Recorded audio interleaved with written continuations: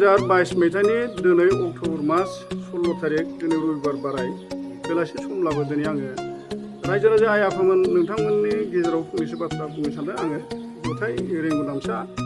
आफाद दतमा एड्रेसा जोंना बे उमानगरानो दिनै आङो रायजो राजाफोरनि गेजेराव मोनसे खावलायनाय गोबां समाव दिनै बर' हारिनाव माखासे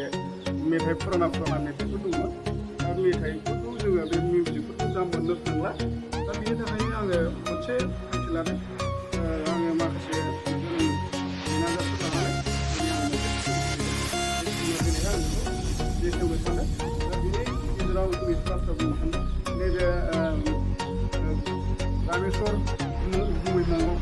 मंगल होननाय मंगल ब्रह्म बियो माबानि बेंक पार्टिनि मेनेजार बेंक पार्टिखौ बियो दिन्थिदोंमोन ओमफ्राय नैबे आदै माबा आदै रबिन बे किपिअनि मेनेजार बे किपिअखौ बियो सामलायगोन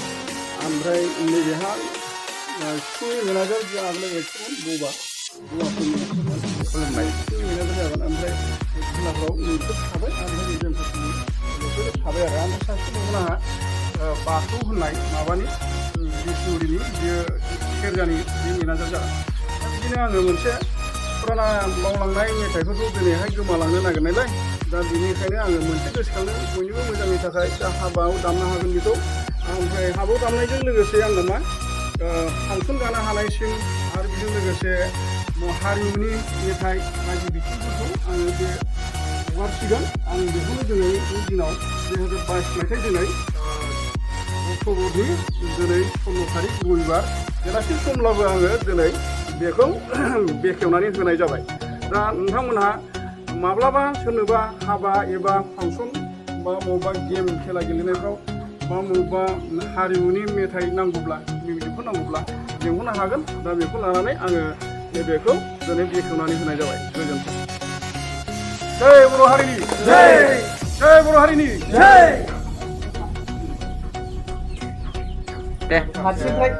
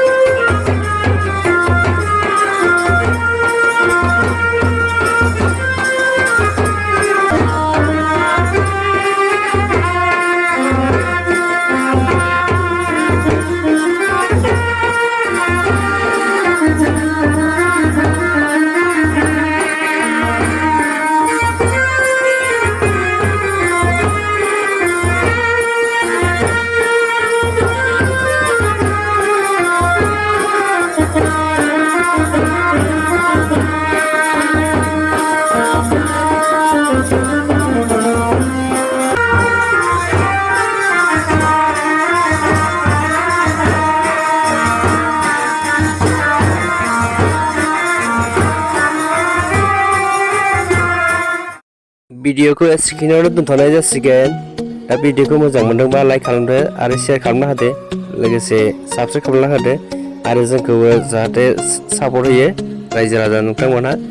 आरो नोंथांमोनहा जुदि जोंखौ हाबा हुखाफोराव बबेबाफोर दामनो नांगौबा नैबे जोंनि कन्टेक्ट नाम्बाराव कन्टेक्ट खालामनो हागोन दा जों स्क्रिनाव होनाय जाबाय दा भिडिअखौ जों एसे आखिनायावनो फोजोबबाय गोजोन्थों।